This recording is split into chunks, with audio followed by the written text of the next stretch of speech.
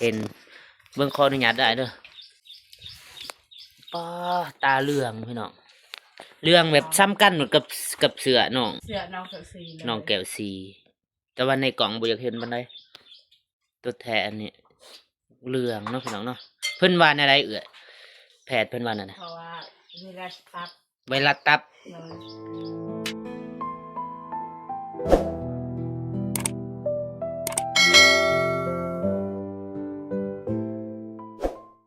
มากินข้าวนำเบาฝนเนาะมื้อนี้เนาะมื้อนี้เบาฝนบ่ได้มีคลิปที่ว่าไปซอยเรือแต่ว่าเป็นคลิปกินเนาะเป็นคลิปกินอีกมื้อนึงแล้วเป็นขังทำอิฐเนาะของเบาฝนที่ว่ากินเมนูปลาไหลหรือว่าเอียนเนาะพี่น้องเนาะต้มปลาไหลหรือว่าต้มเอียนเป็นครั้งแรกของเบาฝนเนาะที่มากินบ่ฮู้ว่ารสชาติเป็นอะไรแต่ว่าเบาฝนได้ เบิ่งในคลิปนั่นแหละก็เลยรู้สึกอยากกินพอดีออกตลาดเป็นเขาเจ้าขายก็เลยได้ซื้อมาต้มเนาะพี่น้องเนาะโตใหญ่แห้งโตนี่2โตต่อโลเนาะพี่น้องเนาะแต่ว่าตัดเป็นตอนละอืมเหลืองทองบ่กล้ากินปานใดบ่ฮู้ว่ามันสิแซ่บหรือว่ารสชาติเป็นอะไรเนาะพี่น้องมาเด้อพี่น้องมากินนำกันบ่ฝนท่าน้องสลีมาอีกบ่มาบ่น้องหานบ่น้องหานน้องหานมาซอยมาเสียหญ้าเนาะพี่น้องเนาะเดี๋ยวบ่ฝนสิกินท่าน้องเพิ่นก่อนบ่ฮู้ว่าน้องเพิ่นจะกินหรือบ่ไปเอาลายอยู่ข้าวเลย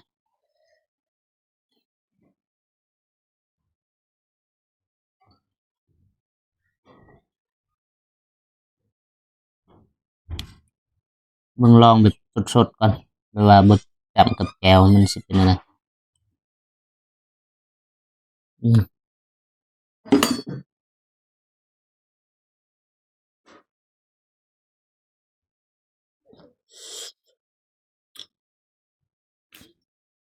มันเนาะพี่น้องแบบลักษณะคือปลาดุกนั่นน่ะ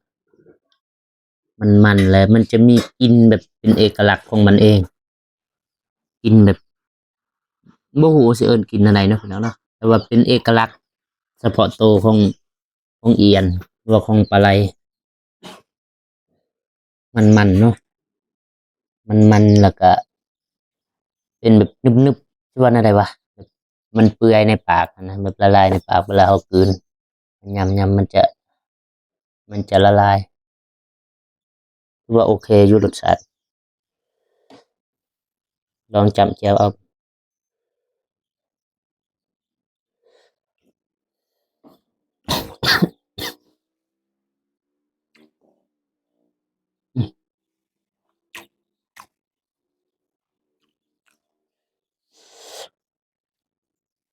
แซ่บ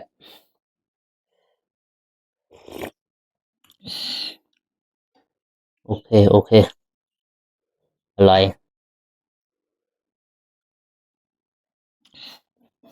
คนอื่นบ่กินเนาะบ่คนกินผู้เดียวอันนี้น่าจะเป็นใส่บ่ดำ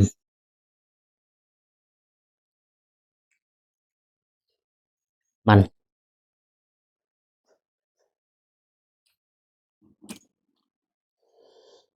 อ้าว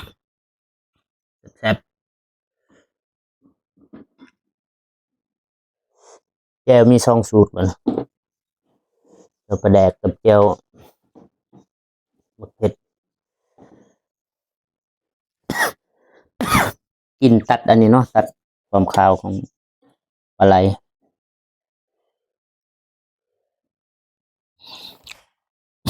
พอดีโลนึงแต่ว่าเบิ่งในกล่องนี่บ่อยากหลายปานใดขออนุญาตใส่มือ ใช้มือบัดนี้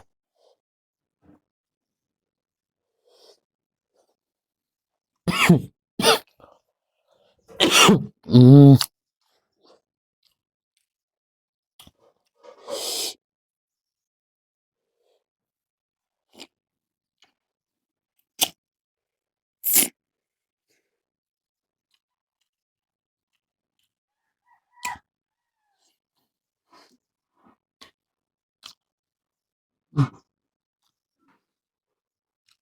ปากมันเหนียวๆแต่บกแห้งไปนะ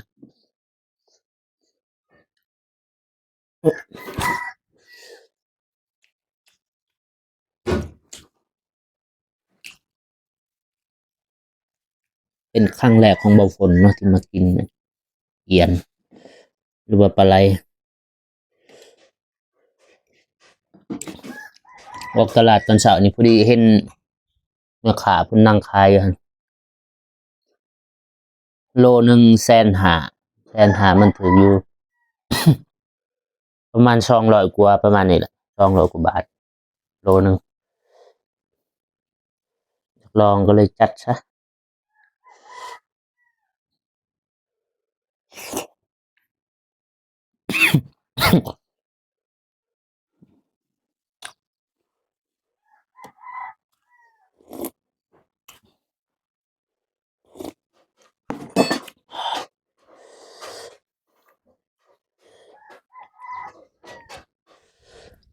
กินถ่าก่อน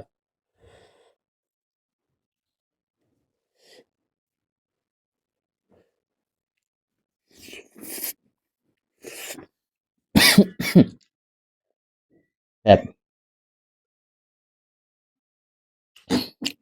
อือฮึ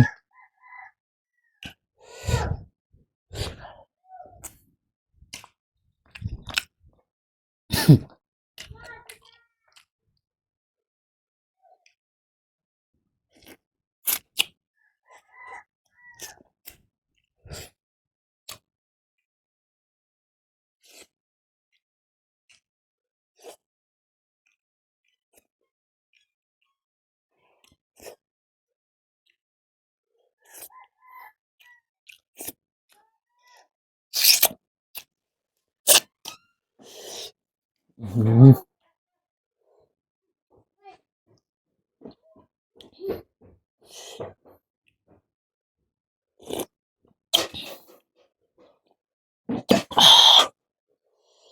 อืมแซ่บๆ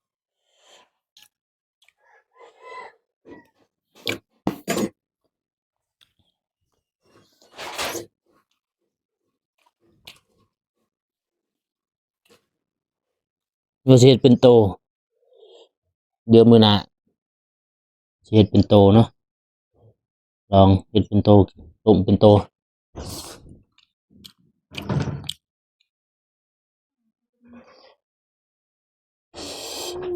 ถือว่าแซ่บนะแซ่บแล้วส่ำนี้อือ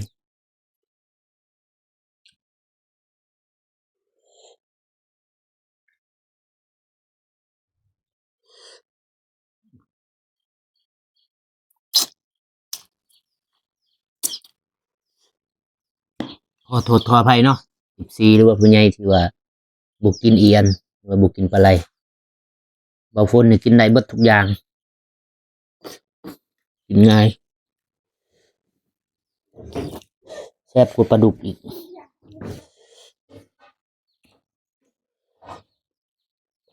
อืม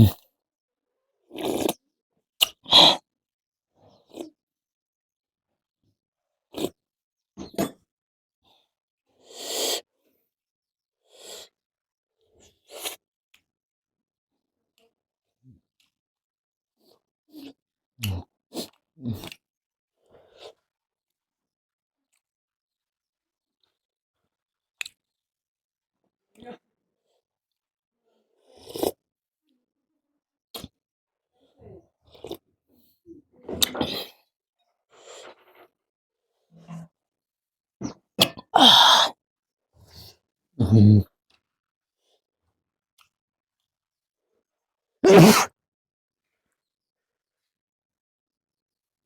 เอ้ยมาเราเป็นหลักมันคือผลเราหดดินบ่เราหนทางบ่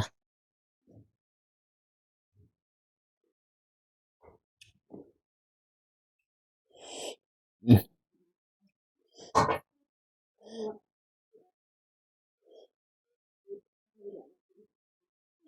บ่ได้กิน เดี๋ยวใส่พญานาคมาเด้อ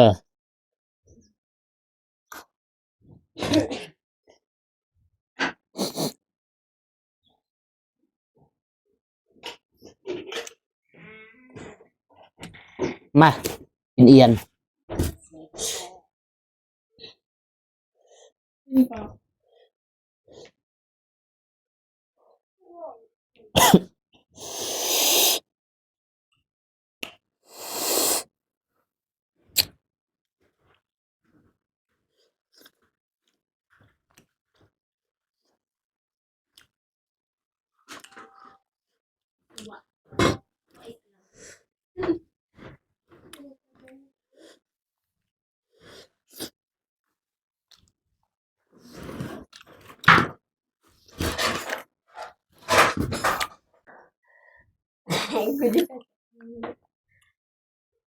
สบายดีก่อนนั่งดีๆเลยนั่งนี่ โดยสบายดีเด้อบ่าวพลโดยสบายดีเด้อพ่อแม่ผู้ใหญ่ใจบุญทุกท่านและก็ FC ทุกท่านคือว่าอยู่ในลาวและไทยและต่างประเทศขอสวัสดีสบายดีเบิดทุกผู้ทุกคนเด้อ โดยนั่งดีๆนั่งจำๆเลยนั่นนี่นั่นแหละกินบ่ กิน กินสัน ใช่ไหม กินอันนี้ลูกอยู่หันมันบ่มีอยู่หันปลาดุกคือวันอังคารบ่กินเอียนเอา น้อยกินนำกันนำแล้ว เจ้ากินบ่เอียนหันเขาบ่กินเอียนเฮากินเอียนเฮาก็พาตาง เข้าปลาดุกแป๊บจางบ่ โดย โตบักใหญ่อยู่เบิ่งสิปอดน้องหานเบิดนี่เลยอาปากเด้อ อาปากเด้อ เอ้ย หึ บ่ อ้าว ใหญ่โพด บ่ใหญ่ดอก ใหญ่ เอาคำน้อยๆบ่ โดย เอา บ่ป้อน อ้าว ก็ได้เกรงใจ เอา มันใหญ่โพด บ่ใหญ่เอาเพื่อ FC คำนี้อย่าปิ้นที่กล่องทางเนี่ยกินให้กล่องเห็น กินแล้ว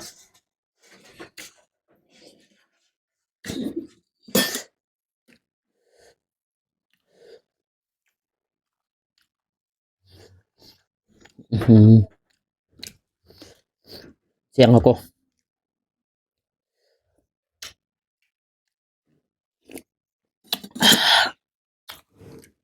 น้ำอุ่นเว้ยน้ำมันถึกแดดเอารูด การหาสิเจ็บ โลหนึ่งเลยเนี่ยกินเบิดเลยโตบักหนึ่งไปจักมือเลยฮะ มื้อนี้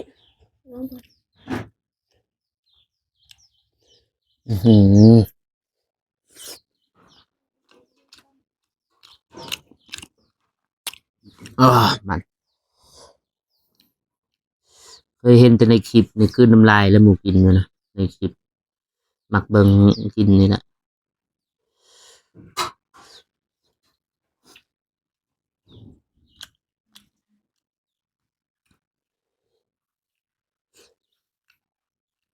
อันนี้บ่ฝนบ่ได้เฮ็ดเองอันนี้ซื้อเป็นโตมาแล้วก็เข้าไปในหาดแล้วก็จ้างบ่เฮ็ดด้วยจ้างแม่ครัวอยู่หาดตับไก่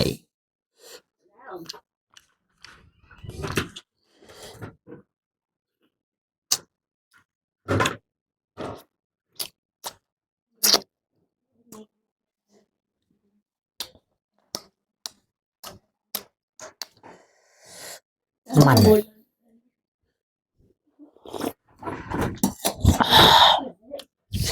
นี่เหรอ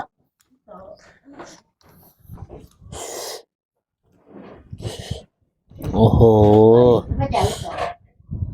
นี่เอาหยุดเลยหยุดก็มันแล้วมันไม่เดินเนี่ยตัวบักใหญ่เลย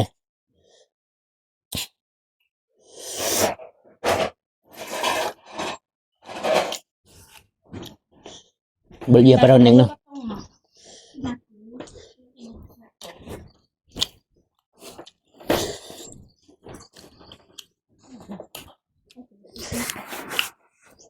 เยอะกูตัดไปละ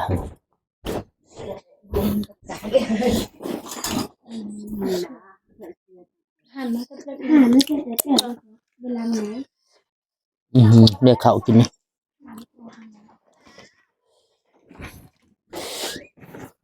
มึงมีใครอยากลองปลาไหลบ่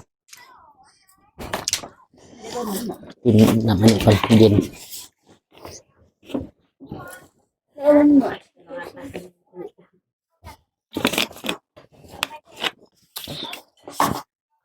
ปลาดุกกับตัวนี้กินตัวไหนดีจะกินตัวไหน อะไรกันเนี่ย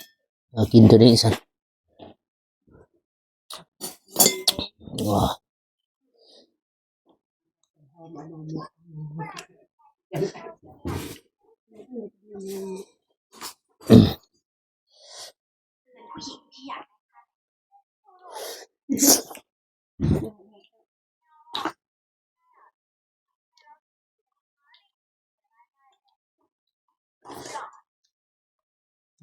มันเลย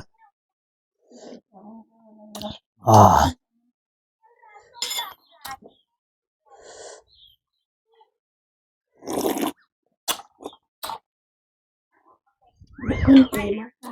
จะเป็นพาหนึ่งเนาะพี่น้องเนาะแต่ว่าพอพัวของแจวเพิ่นบ่สบายบ่ฮู้ว่าเป็นหยังเนาะพี่น้องบ่าวฝนจุดตกใจเห็นเบิ่งขออนุญาตได้เด้อป้าตาเหลืองพี่น้องเหลืองแบบซ้ำกันหมดกับเสือน้อง เสือน้องกับซี น้องแก้วสีแต่ว่าในกล่องบ่อยากเห็นปานใดตัวแทนนี่เหลืองเนาะพี่น้องเนาะเพิ่นว่าอะไรแพทย์เพิ่นว่านั่นน่ะ เพราะว่าเวลาตับ ไวรัสตับ เลย ได้ไปกวดแล้วกินยาอยู่ติ เลยกินยาจนเบิดไปอีกกินยาเขาสั่งเอาอีกยาก็กินจนเบิดกระเซา จอยเนาะพี่น้องเนาะจนแบบจอยตาเหลืองอีกเหลืองแบบ นี่สีเดียวเลยกับเสือ เสือน้องกับซีเลย เบาฝนหากก็เห็นกินข้าวแต่พุ่นแหละแต่บ่ได้เบิ่งตาผู้ใดฮู้เนาะวิธีปินปัวบ่ฮู้ว่าเป็นโรคหยังอีหยังเพิ่นว่าไวรัสตับเนาะ เลย อันตรายไวรัสตับไอ้ตนเนาะรับจ้างหาเงินไปปัวบ่ได้จักกระทึกเจ็บเป็น เขาซื้อแล้วบ่ได้เฮ็ดหยัง แม่นเราเห็นเรามานอนแต่เช้าน่าจะแบบบ่สบายนั่นแหละก็ยังดีมาให้กำลังใจเมียอยู่นะดีน้อยหนึงไอ้ตนแล้วเนาะพี่น้องเนาะโอเคพี่น้องถือว่าตอนนี้บ่ฝนก็ฮู้รสชาติของปลาไหลเป็นที่เรียบร้อยเนาะถือว่าเป็นครั้งแรกของบ่ฝนที่ว่าได้มากินต้มเป็ดปลาไหลหรือว่าต้มเอียนเนาะพี่น้องเนาะรสชาติก็แซ่บคักมันเป็นแบบเนื้อแบบนุ่มๆเหนียวๆแล้วก็มันๆเนาะรสชาติโอเคพี่น้องเดี๋ยวบ่ฝนก็ถ้าว่าหากว่า FC หรือว่าผู้ใหญ่มักคลิปกินเนาะคือว่า FC หรือผู้ใหญ่ผู้ใดที่ว่ามักคลิปกินก็สามารถคอมเมนต์หรือว่าทักบอกบ่ฝนเดี๋ยวบ่ฝนก็สิเฮ็ดให้กินเนาะโอเคบ่ฝนก็สิขอจบคลิปเพียงเท่านี้เนาะพอกันคลิปหน้าสำหรับคลิปนี้บ่ฝนขอกล่าวคำว่าสบายดีเด้อบ๊ายบาย